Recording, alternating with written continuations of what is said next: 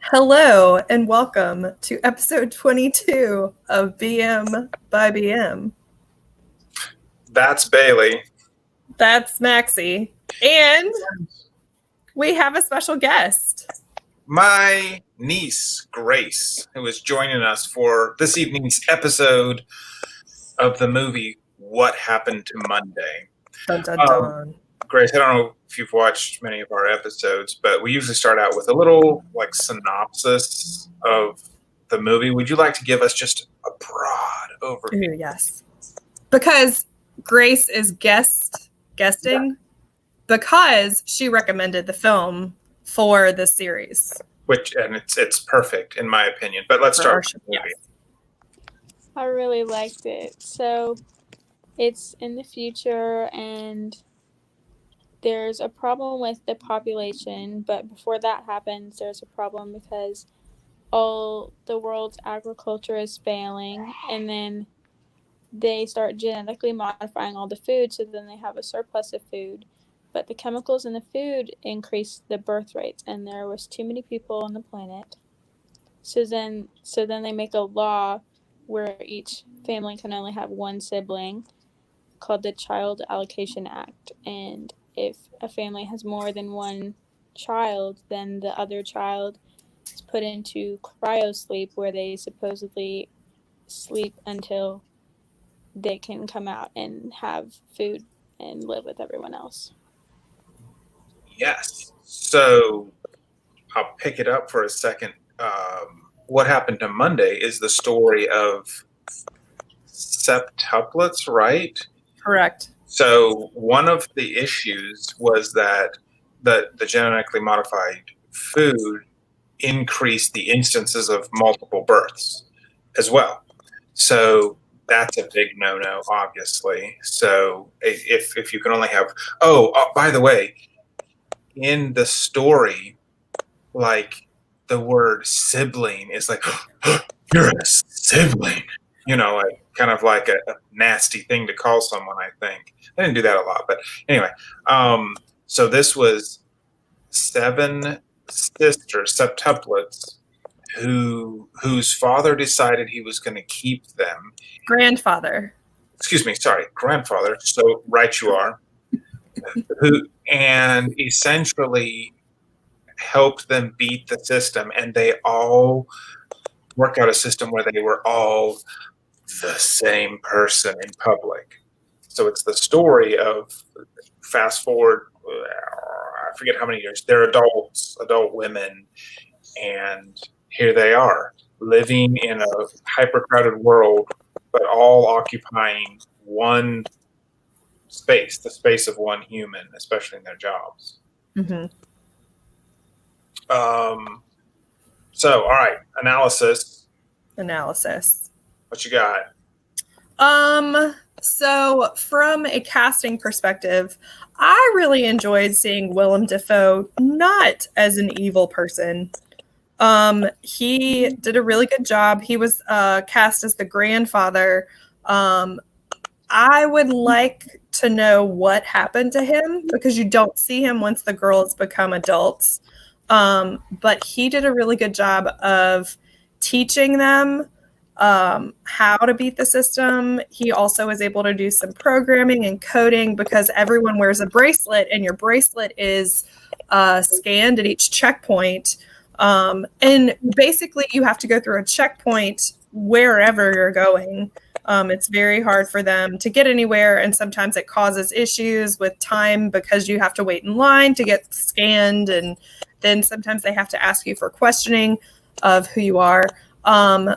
Glenn Close plays Cayman, is her last name. I forget her position.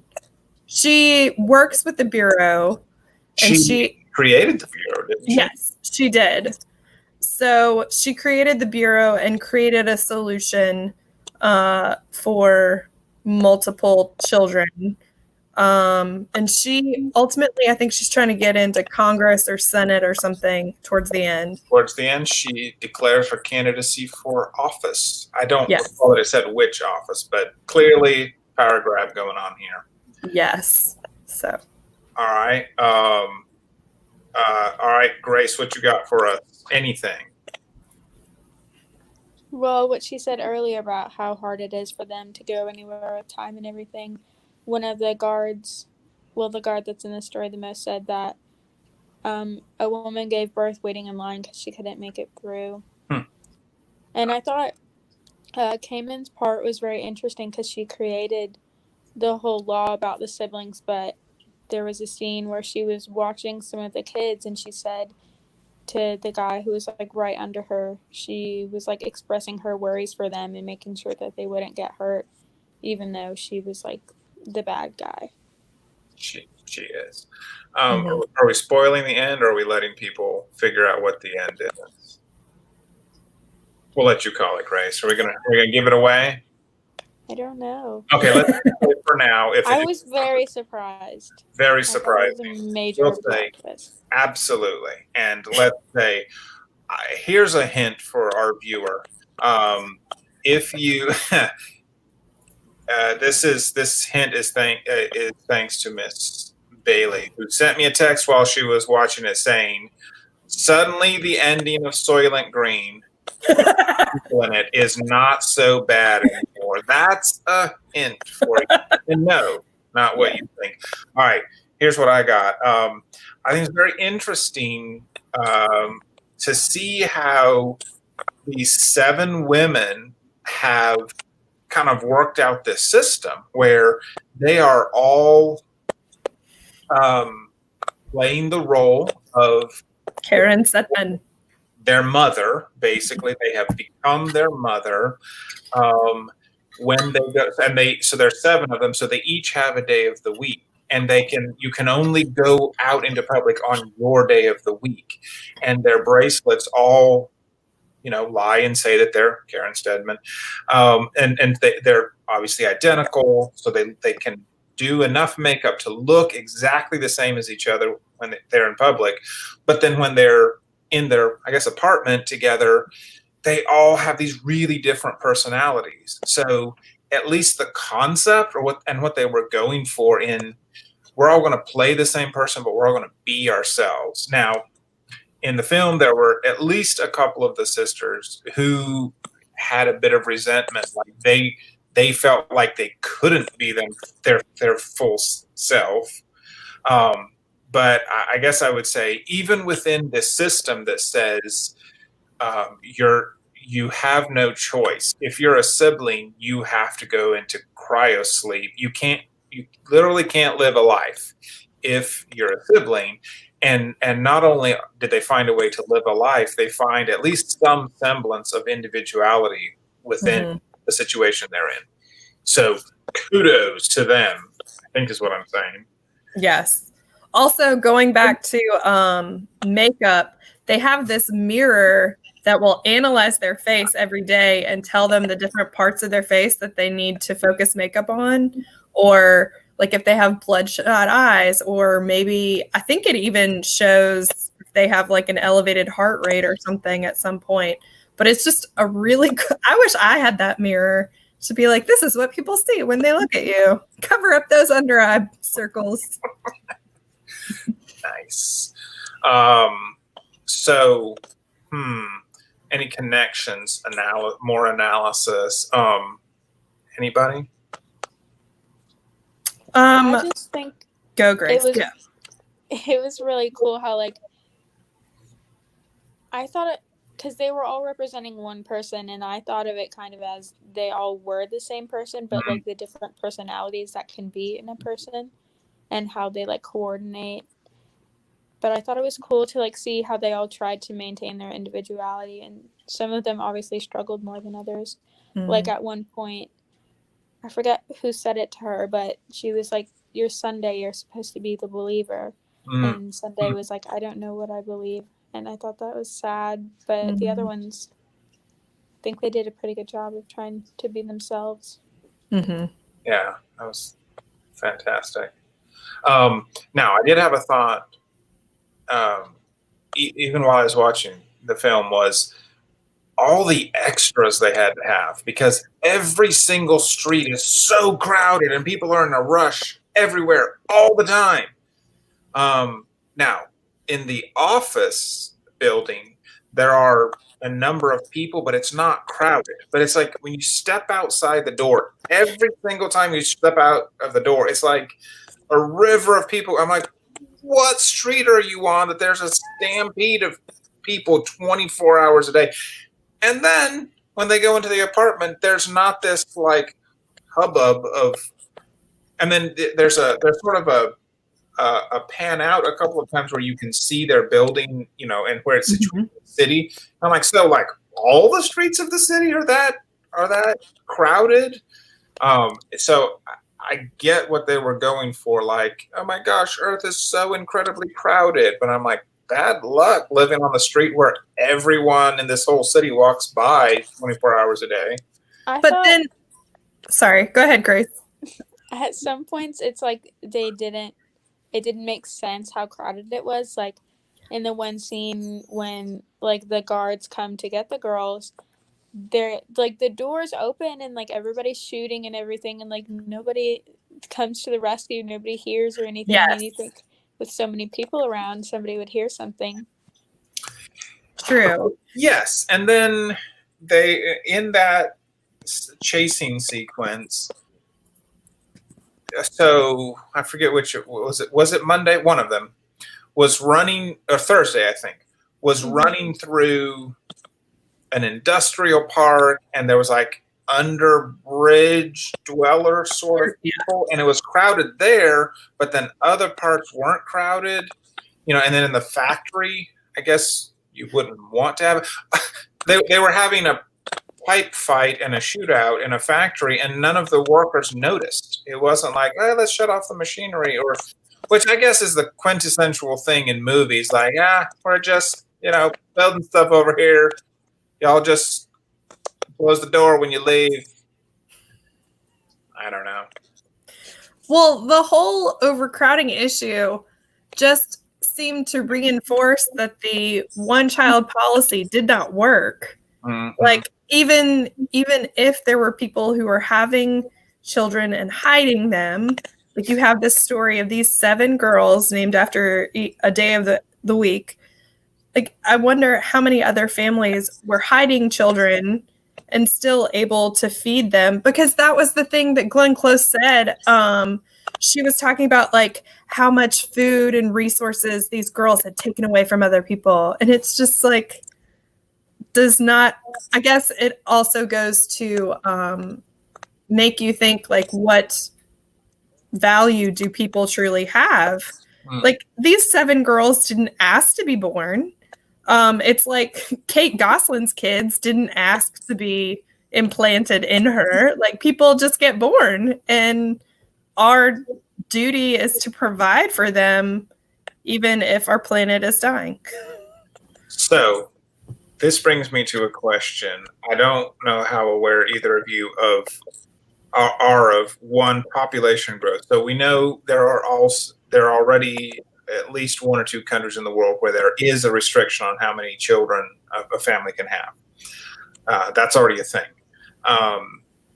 It's interesting, though, that there are a couple of countries in the world that have an extremely low median age. So I grew up in Nigeria, and Nigeria is one of them, where the average age of everyone in the country is 17, the average age. So like well more than half the population is under the age of 20. So you can begin to imagine, like, if a majority of the population is that young, what will happen in the next generation to the population of that country? And there are several countries around the world where, again, the median age is extremely low, and that provides more potential for additional population growth and explosion. When we were talking about Soylent Green, we were looking at these mega cities. So it describes New York as a mega city, but there are projections that suggest that by 2050 there may be multiple cities in the world with close to 100 million people in them, which is more than the population of most countries in the world right now. Anyway, all that to say,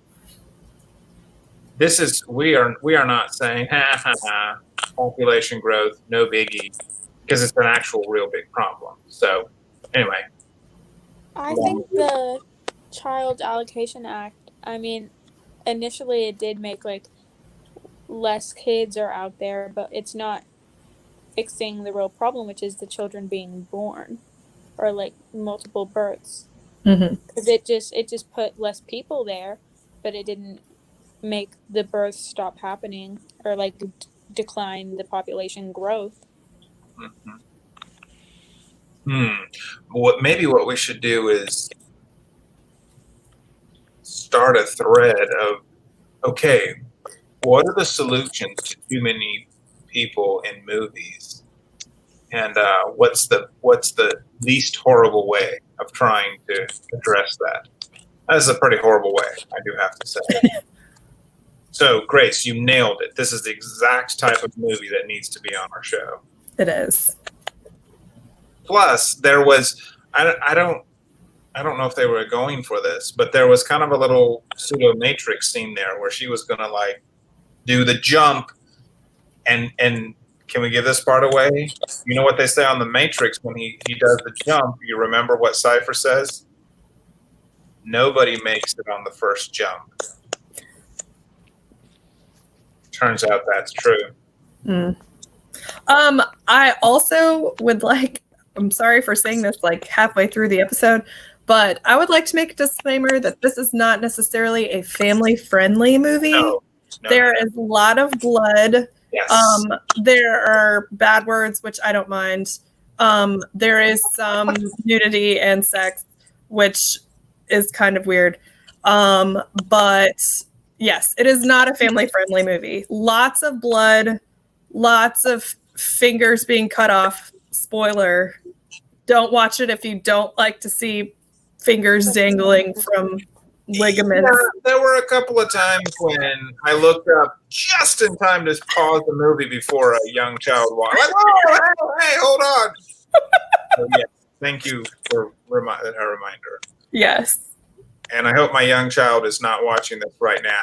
If she is, hello, Sophia. Grace, cousin, is enamored of you and wanted to watch this episode. Okay, what do we got? Final thoughts from everyone? Takeaways, connections? What you got? Last little bit of profundity.